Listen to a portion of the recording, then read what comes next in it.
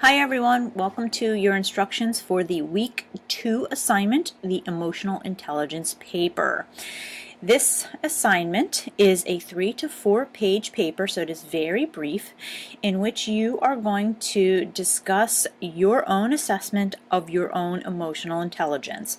One of the references and resources you're going to use to give you some context for your emotional intelligence self-assessment is the Morrison Reading Emotional Intelligence from the week 2 readings. So what you'll do is you will review and read the article by Morrison, and then you will use the content of that article to assess yourself in terms of your own emotional intelligence as a social worker. So you should look at the definition of emotional intelligence, think about it from the perspective of relationships, tolerance, flexibility, self-management, and emotional awareness. These are all essential elements of emotional intelligence, and what you will do in your paper is assess yourself in terms of your relationship skills, your tolerance skills, your flexibility skills, your self-management skills, and your emotional awareness skills, and then relate it back to the importance of each of these skill sets for your work as a social worker.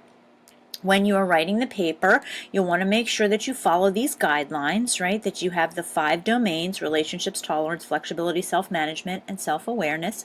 You're going to use the Morrison as one of your sources and another source to relate back to the definition of each domain. So you're going to make sure to use headings and subheadings. You're going to define each of these 5 domains, and then assess yourself within each of these domains in terms of your skill set, the things that you think you do well in those domains, as well as an honest reflection of the things you want to work on or think you need to work on in each of those domains. And then you're going to make sure to include an overall summary introduction as well as a summary conclusion. Master level writing, every time you write a paper, you should include an introduction that will tell the reader what it is that you're going to share and discuss throughout the paper. And then you also need to have a concluding paragraph in which you tell the reader, okay, so this is what I just shared with you, and this is the conclusion that I have based on all the information I've just shared with you. So what your introduction will look like in terms of this paper will be, you will introduce us to each of the domains, you'll introduce us to how Morrison talks about the importance of emotional intelligence as it connects to social work practice.